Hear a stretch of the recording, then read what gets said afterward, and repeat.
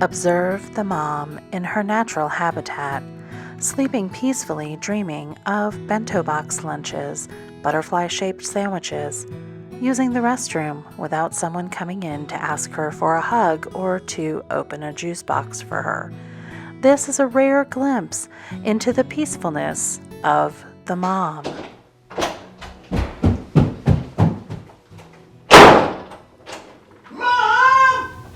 Not again. Alas, the morning has begun without her again.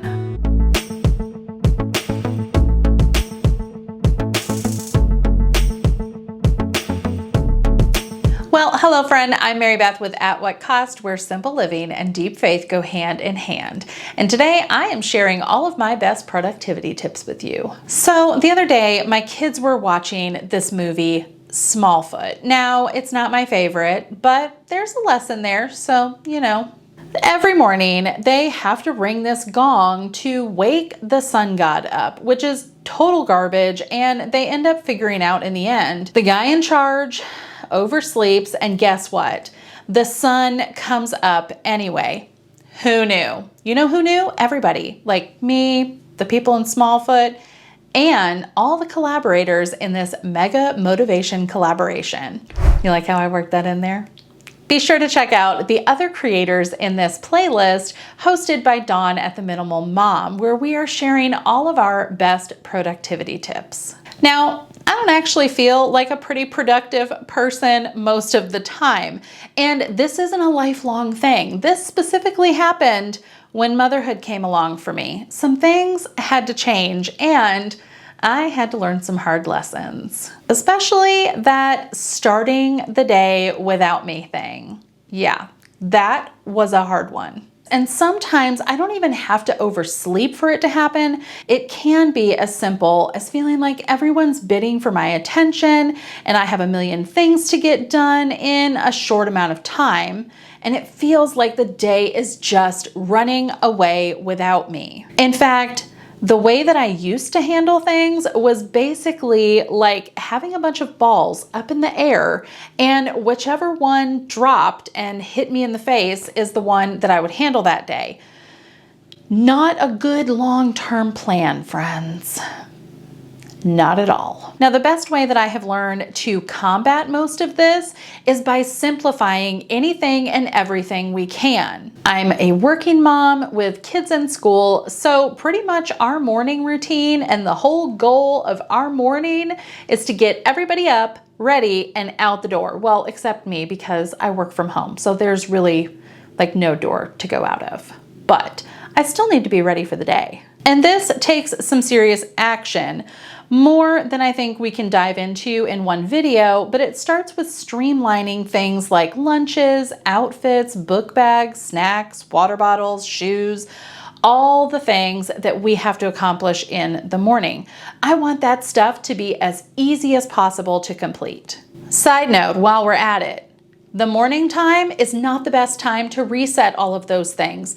In fact, that's pretty much how I end up with that everything bidding for my attention, overwhelm, and anxiety. That's exactly how it happens. Now, my kids are gonna ask me stuff. They need help with things. Even though I've streamlined things, they still need my help. But it's a whole lot easier for me to holler upstairs, "Have you checked your clothing organizer?" than to have this scenario. Did you check your clothing organizer? Oh, yeah. Did you look at the laundry basket in the hallway? Did you look there? What about the one in my bedroom? Oh. Did you look on the couch in our bedroom? Well, what about the dryer? Did you check that? Oh, I know. Well, can you just borrow something from your brother? We're behind on laundry again. I know. Okay. But if we can simplify the process and have fewer choices, we can really feel like we are moving the ball forward during the day. And it's a whole lot easier to feel like we are right on track when things are moving forward. Now, I do have a few tools that I use to help keep myself on track during the day. One is to document every single thing that I do during my work day. And no, I don't do this for fun. It's a work requirement. But what started out as something that felt like kind of a hassle has actually ended up showing me a whole lot about how I spend my time. So stick with me here. It acts almost like a reverse to-do list. I guess like maybe a to-done list? I don't know what else to call it. And because it's time-stamped, I can tell how long it took me to do something. I can also see if I had to switch to a different task halfway through and come back to it. And it almost eliminates one of the things that I believe is the biggest misconceptions about productivity: multitasking. I really can only put one thing in that spot on my calendar at once. And this was really helpful because when I think about multitasking, I kind of think like I can do one or two things really well, or I can do 6 things terribly. If I combine the wrong tasks or have too many tasks, we can end up feeling like we've been unproductive when really we're just overwhelming our capacity to do it. We had a lesson in our Sunday school class this past week that I think really demonstrates this, but let's stay on track with that to-done list concept. Now, I'm not saying that you should write down every single thing that you do every minute of the day. I actually think that's kind of ridiculous. But it may help to really think through some of the things that you're doing and keeping a small log for a couple of days, maybe a week, of what you have actually been doing. It's important to be honest with yourself here too. It can help us realize things like how long it actually takes us to do the dishes, or how long we've been scrolling through the gram or getting lost in the sea of TikToks. I have certainly been guilty of feeling like something should take me like 15 minutes, and then 45 minutes later, I'm trying to figure out why I'm not done yet. It's really because I just didn't allot myself enough time to complete the task. Pair that with a few other tasks that take longer than I expect, and again, I feel like maybe I'm not being very productive. Once you get a handle on how you're spending your time, you'll know better what to increase and what to decrease. Now, pretty much the only productivity app that I use is Google Keep. On just a day-to-day basis with the things that I have to do, Google Keep and my calendar in my phone keeps me right on track. I can make all kinds of lists and check them off. I can share them with other people, like a grocery list that I can also share with my husband. That is just pure magic. And I also use this as kind of a reusable checklist when we're going on vacation or camping, or just in my meal planning. I can usually buy the same things over and over, which means I can check them on and off my list anytime I need to. I don't have to start over and repopulate my list. Now, this next tip is kind of an important one. I have been doing a lot of market research on productivity here in preparation for this video. And I just have to say, some of you mamas are doing way too much. Like, I was exhausted watching some of this. I think this is something that I learned early on as a mom. I wanted to do bento boxes and options and variety, but my threshold to do those things and be a happy mom is like real low, like real low. But there is this push to just do so much all the time, and we think that it's gonna make us and our kids like a million times better, but ultimately we all just end up feeling overwhelmed. And when we can't get the stuff done, we call ourselves unproductive. It's not really the case. So here's the tip.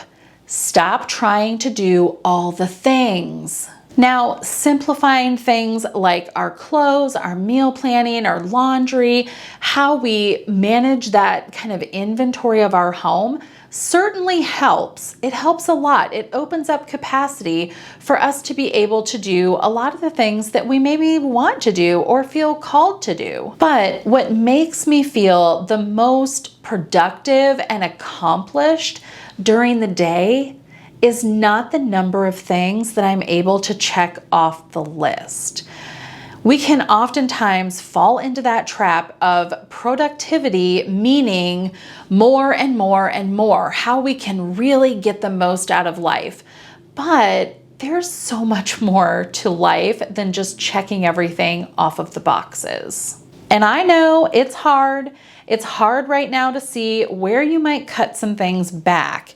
It all seems important, but that's where keeping a little bit better tab on what you're doing throughout the day will give you an idea of how much time you spend doing things that don't actually contribute to you having a good day. There's like no shortage of bright, shiny distractions to get us off track and make us feel like we've done nothing productive that day.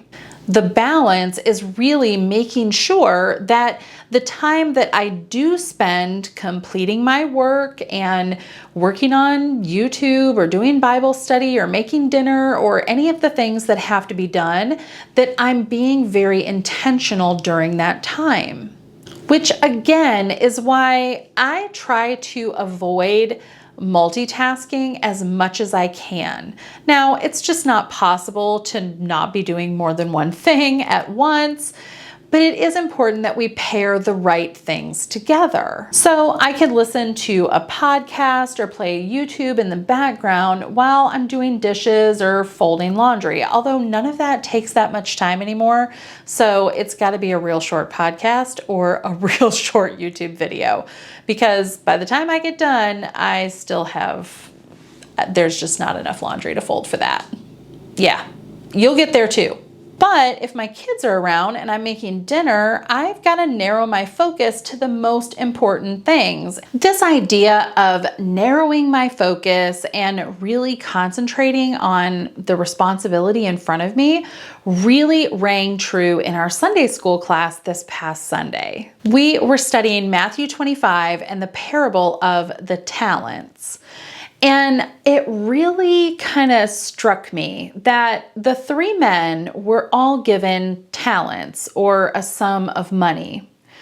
And none of them were given the same amount, but they also weren't given the same expectation. They were simply to produce with what they were given. So if one was given 5, and one was given 2, they weren't both expected to get 10. They had to work within their capacity, and they were given responsibility that was within their own abilities. So in essence, we're given these responsibilities within our capacities, and we produce, or we're productive within the capabilities that we have.